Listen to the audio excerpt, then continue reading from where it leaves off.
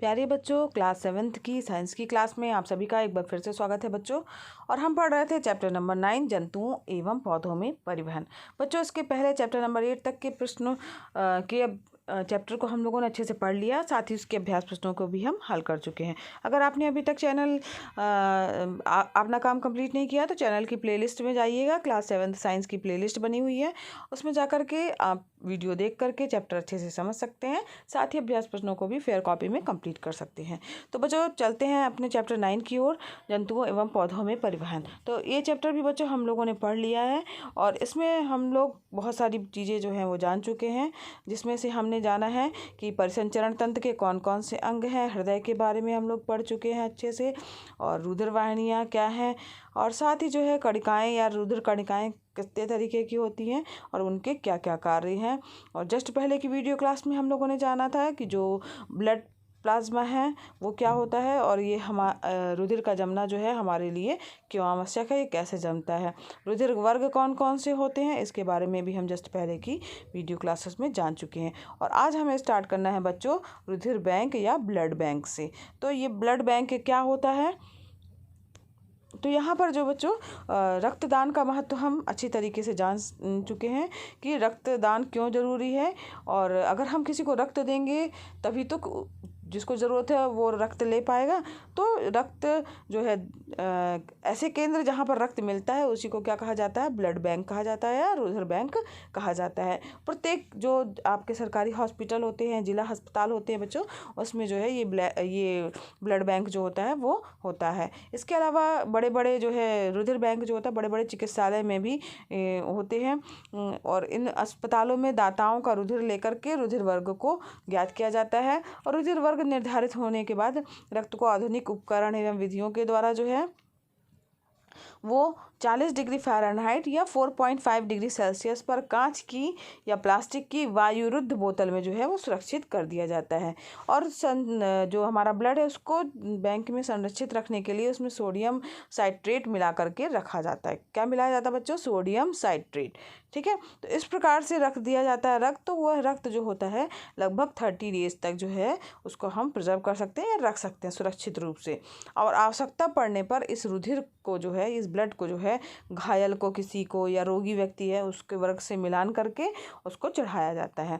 तो वह संस्था या स्थान जहाँ पर विभिन्न वर्गों के रुधिर सुरक्षित एवं संग्रहित रहते हैं वो क्या कहलाती है, रुधिर बैंक कहलाती है।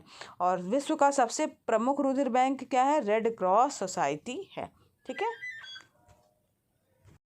अब हम बात करते हैं रक्त का आदान एवं रक्तदान। ठीक है, तो रक्तदान क्यों ज़रूरी है बच्चों, रुधिर बैंक में या जो ब्लड बैंक है उसमें ब्लड की निरंतरता बनी रहे, इसलिए रक्तदान की आवश्यकता होती है। रक्तदान एक नागरिक से लेकर निजी संगठन के कार्यकर्ता के द्वारा, किसी के द्वारा भी किया जाता है। और रुधिर देने वाले व्यक्ति के रुधिर का परीक्षण सबसे पहले किया जाता है, और वह देखा जाता है कि उस जो व्यक्ति दान कर रहा है वो किसी चीज़ से या किसी बीमारी से ग्रसित तो नहीं है। तो उसको मुक्त रक्त प्राप्त करने के लिए कुछ टेस्ट भी किए जाते हैं, जैसे HIV टेस्ट होता है, हेपेटाइटिस B और C का टेस्ट होता है, VDRL टेस्ट होता है ना, सिफिलिस है ना उसका टेस्ट होता है, मलेरिया वगैरह का भी टेस्ट होता है कि कहीं जो व्यक्ति के जिसका हम रक्त ले रहे हैं कहीं उसके रक्त में ये सब बीमारियां तो नहीं है। अगर हैं या पॉजिटिव आने पर, तो अगर मान लीजिए कोई व्यक्ति उसमें उसके ब्लड में या उसका ये सब टेस्ट करने पर अगर वो पॉजिटिव आ रहा है तो उस व्यक्ति का रक्त जो है उसका या ब्लड जो है वो नहीं लिया जाता है। अगर ऐसा कर देंगे तो होगा क्या बच्चों, अगर मान लीजिए बीमार व्यक्ति का या इन बीमारियों से ग्रसित व्यक्ति का रक्त जो है दूसरे व्यक्ति में चढ़ा दिया जाएगा, तो जिसको चढ़ाया जा रहा है वो व्यक्ति भी बीमार हो जाएगा, उसको भी वो बीमारी हो जाएगी। इसी तरह से विषाणु, जीवाणु तथा प्रोटोजोआ से मुक्त जो रक्त होता है वही रुधिर बैंक में संरक्षित किया जाता है। तो रुधिर दान के लिए इच्छुक व्यक्तियों से लेने के लिए जो है सबसे कई बार आपने सुना होगा कि यहाँ पर ब्लड बैंक वालों ने जो है वो रक्तदान का कैंप लगाया हुआ है ना, ब्लड डोनेशन कैंप लगते हैं। तो रेड क्रॉस सोसाइटी, सभी सरकारी अस्पताल एवं बड़े निजी अस्पताल जो हैं उनमें जो है रुधिर एकत्रित करने की व्यवस्था होती है। वो उसको किस तरीके से रखना है, सुरक्षित रखना है और आवश्यकता पड़ने पर रोगियों को उपलब्ध कराया जाता है वो रक्त। और अगर बच्चों आपको सबसे बड़ी बात ये पता है कि अगर मान लीजिए किसी व्यक्ति के शरीर में ब्लड की कमी हो जाए तो कौन सा रोग होता है? तो ब्लड की कमी से जो है वो अनीमिया नामक रोग हो जाता है। कौन सा रोग होता है ब्लड की कमी से? एनीमिया नामक रोग होता है। अब हम बात करते हैं रक्त का आदान प्रदान, यानी किस तरीके से हम रक्त का आदान प्रदान करते हैं। तो यदि मान लीजिए किसी मनुष्य के शरीर में रक्त की कमी हो जाने पर अलग से रक्त चढ़ा करके रक्त की कमी को पूरा किया जाता है। इसी प्रक्रिया को कहा जाता है रुधिर आदान। ठीक है, यानी रक्त को चढ़ा करके उसकी कमी को पूरा किया जा रहा है। तो इस प्रक्रिया में जो रक्त दे रहा है यानी दाता और ग्राही यानी जो रक्त ले रहा है, दोनों के रक्त वर्ग जो है यानी ब्लड ग्रुप जो है वो सुमेलित होना चाहिए। ठीक है, तो यहाँ पर देखिए आपको एक तालिका दिख रही होगी 9.2। तो इसमें सबसे पहले रोगी का रक्त वर्ग ज्ञात किया जाता है और रुधिर बैंक जो है उससे उपलब्ध कराए गए समान रुधिर के रक्त को रोगी के शरीर में आवश्यकता के अनुसार कि जितना ब्लड चाहिए उसको उतना चढ़ाया जाता है। और सबसे बड़ी बात तो ये है कि जो चढ़ाया जाने वाला रक्त है उसको जो है चेक किया जाता है कि वो रोगाणुओं से या विषाणुओं से मुक्त हो। ठीक है, उसका जांच भी किया जाता है। तो आजकल परीक्षित जो रक्त की बोतलें उन पर HIV मुक्त होने का प्रमाण भी लिखा जाता है कि ये ब्लड जो है HIV मुक्त है। इसके अतिरिक्त जीवाणु प्रोटोजोआ एवं कवक से भी ये रक्त जो है वो मुक्त है। ऐसा रक्त ही जो है रोगी को डॉक्टर जो है वो चढ़ाता है। ठीक है, ताकि अगर रोगाणु युक्त रहेगा तो फिर वो जिसको चढ़ाया जा रहा है वो भी व्यक्ति बीमार हो जाएगा। तो इस चीज़ का विशेष ध्यान रखा जाता है। रुधिर देने वाले को दाता कहा जाता है और रुधिर जो प्राप्त कर रहा है उसे क्या कहा जाता है? ग्राही कहा जाता है। तो यहाँ पर देखिए दाता दिया हुआ है, रुधिर वर्ग दिया हुआ है और कौन कौन से, अगर मान लीजिए A ब्लड ग्रुप का है कोई व्यक्ति तो वो किसको जो है वो किसका ब्लड जो है किस ब्लड ग्रुप वाले का ब्लड जो है ले सकता है। तो A वाला अगर मान लीजिए ब्लड ग्रुप का है कोई व्यक्ति तो A वाले का ब्लड ग्रुप ले सकता है, जिसके आगे टिक का निशान लगा मतलब उसका ले सकता है।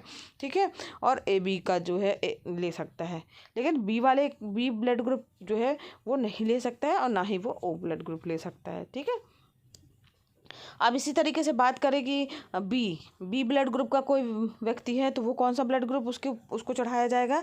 तो B को B वाला चढ़ाया जा सकता है या तो फिर AB वाला चढ़ाया जा सकता है। ठीक है, अब अगर AB व्यक्ति है, AB जिसका ब्लड ग्रुप है तो उसको कौन सा ब्लड ग्रुप चढ़ाया जाएगा? तो AB को केवल AB वाला ही दान दे सकता है, यानी AB को AB का ही ब्लड ग्रुप चढ़ेगा।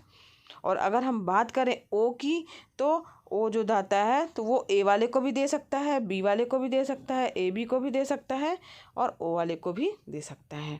तो O जो है वो यूनिवर्सल डोनर कहलाता है या दाता कहलाता है। ठीक है, यानी O सभी को दे सकता है ब्लड ग्रुप। O जो है सभी, चाहे एक है उसको भी दे सकता है, B वाले को भी दे सकता है, AB को भी दे सकता है और AB जो है वो क्या है? यूनिवर्सल ग्राही जी कहा जाए या एक्सेप्टर। तो यहाँ पर O डोनर हो गया, सर्वदाता कहलाएगा और AB जो है वो सर्वग्राही रुधिर है। ठीक है, तो ये हो गया, आपको समझ में आ गया होगा। इसके अनुसार ही टेबल के अनुसार रक्त का चढ़ाया जाता है। अब बात करते हैं पौधों में परिवहन की। तो जब आपने पौधों को पानी डालते हुए देखा होगा तो जब कोई मुरझाया हुआ पौधा है और जब उसमें हम पानी दे देते हैं तो कुछ देर बाद ही उसकी पत्तियां हरी भरी हो जाती हैं और ताज़ी ताज़ी सी दिखाई देने लगती हैं ना। क्योंकि अब ऐसा होता क्यों? क्योंकि ये जो होते हैं, ये जल जो होता है जब हमने पानी डाला है वो जड़ों से पत्तियों तक पहुंच जाता है और उसके बाद जो है जिसके कारण वो पौधे जो हैं वो फिर से जो है मुरझाया पौधा भी अच्छा दिखने लगता है। तो ये कैसे पहुँचता है पानी और पत्तियों में प्रकाश संश्लेषण की क्रिया कैसे होती है और जो भोजन बनता है वो विभिन्न भागों तक कैसे पहुँचाया जाता है। तो वास्तव में होता क्या है बच्चों कि पौधों में जड़ों से लेकर के पत्तियों तक जो है छोटी छोटी सी वाहिनियाँ होती, पतली पतली सी, जिस तरीके से शरीर में होती है ना महीन महीन सी, उसी तरीके से पौधों में भी होती हैं, जो कि वाहिनियों का एक तंत्र होता है जो 2 प्रकार के जटिल ऊतकों से मिलकर के बने होते हैं। दारू जिसे जाइलम कहा जाता है और पोषवाह जिसे फ्लोएम कहा जाता है। तो जाइलम और फ्लोएम की मदद से जो है वो खाना पहुंचता है। तो जाइलम जो होता है वो क्या करता है, जड़ों के द्वारा अवशोषित जल एवं खनिज लवण को घोल के रूप में तनों से होते हुए पत्तियों तक पहुंचाता है। ठीक है, तो ये जाइलम का काम हो गया, नीचे से पानी लेकर के पत्तियों तक पहुंचाना। और फिर जब खाना बनाती हैं, भोजन बनाने का काम तो पत्तियां करती हैं, तो जो पत्तियां जो भोजन बनाती हैं, तो पत्तियों से निर्मित भोजन जो है वो फ्लोएम के द्वारा घोल के रूप में पौधों के समस्त भागों में पहुंचाया जाता है। तो यहाँ पर आपको समझ में आ गया होगा किस तरीके से जो है आदान प्रदान होता है। तो यहाँ पर चित्र आप देख रहे होंगे, पौधों में वाहनी तंत्र होता है, तो किस तरीके से यहाँ पर जो है वो जड़ों से लेकर के जो है वो जाइलम के द्वारा जो है पानी और खनिज लवण जो है वो सारे जगह पर पहुंचता है पौधे के। और जो पत्तियां होती हैं, पत्तियां जो होती हैं वो जो भोजन बना के रखती हैं, तो वो फ्लोएम जो होता है वो घोल के रूप में पौधों के समस्त भागों तक पहुंचाने का कार्य करता है। इस प्रकार से पौधों में परिवहन का काम होता है। तो बच्चों, इस तरीके से आज हमारा ये चैप्टर यहीं पर समाप्त हुआ। नेक्स्ट वीडियो क्लास में हम इसके अभ्यास प्रश्नों को हल करेंगे। अगर बच्चों पढ़ाना पसंद आ रहा हो तो वीडियो को लाइक कीजिएगा, चैनल पर नए हैं तो चैनल को जरूर सब्सक्राइब कीजिएगा, साथ ही बेल आइकन भी दबाइएगा ताकि आपको नए वीडियो का नोटिफिकेशन सबसे पहले मिले। बच्चों, ये वीडियो क्लासेस निःशुल्क हैं, फ्री हैं, तो आप भी लाभ लीजिए, अपने फ्रेंड्स को भी शेयर कीजिए ताकि वो भी इसका लाभ ले सकें। धन्यवाद बच्चों, मिलते हैं नेक्स्ट वीडियो क्लास में।